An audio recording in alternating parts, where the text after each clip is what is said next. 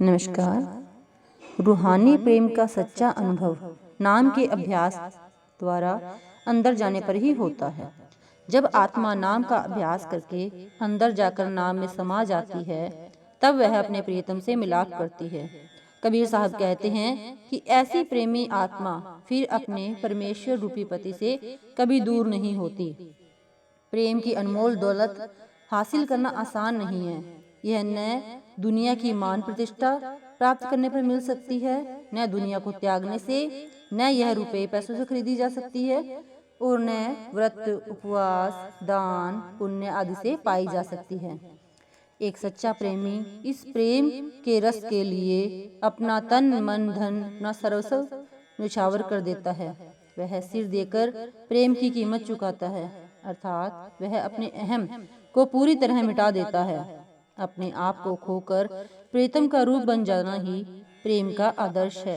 मनुष्य हर वस्तु देने को तैयार हो जाता है, परंतु अपना अहंकार नहीं दे पाता। जब तक अहम है, तब तक सच्चे प्रेम की प्राप्ति नहीं हो सकती। संत कहते हैं कि पूरे गुरु से मिलाप होने पर मनुष्य उनके मार्गदर्शन में प्रेम के पथ पर कदम बढ़ाते हुए इस आदर्श को प्राप्त करने में सफल हो सकता है। परमात्मा इन आँखों से दिखाई नहीं देता, उसे इंद्रियों, बुद्धि और मन के द्वारा ग्रहण नहीं किया जा सकता। संत जानते हैं कि मनुष्य उसी के साथ मोह, लगाव या प्रेम पैदा कर सकता है जिसे वह देख और सुन सके, जिससे वह बातचीत कर सके और जिसके वह संपर्क में आ सके। जिसे देखा ना हो और जिसका केवल अनुमान ही लगाया गया हो, उसके प्रति प्रेम एक भ्रम होगा, असलियत नहीं। केवल प्रभु प्रभु दोहराने से प्रभु नहीं मिलता। धन धन कहने से अगर कोई धनवान बन सकता, तो संसार में कोई भी निर्धन नहीं रहता। सतगुरु से मिलाप के द्वारा ही परमात्मा के प्रति सच्चा प्रेम उत्पन्न होता है।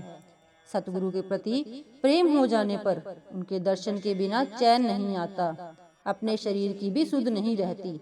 इस अवस्था को प्राप्त कर लेने पर आत्मा अमृत का पान करती है। इस लगन में सब तरफ से ध्यान हट जाता है। गुरु के रंग में मन इतना लीन हो जाता है कि यहाँ कौन आया कौन गया उसकी खबर ही नहीं रहती। संत समझाते हैं कि इस स्थूल संसार में सतगुरु प्रेम का अवतार होता है। आत्मिक मंडलों में सतगुरु अपने ज्योतिर्मय स्वरूप में प्रेम का प्रकट रूप होता है, परंतु परम धाम में सतगुरु और प्रेम दोनों एक होते हैं। इसलिए सच्चा भक्त बाहर और अंदर सतगुरु के दर्शन के सिवाय और कोई कामना नहीं करता। Thank you.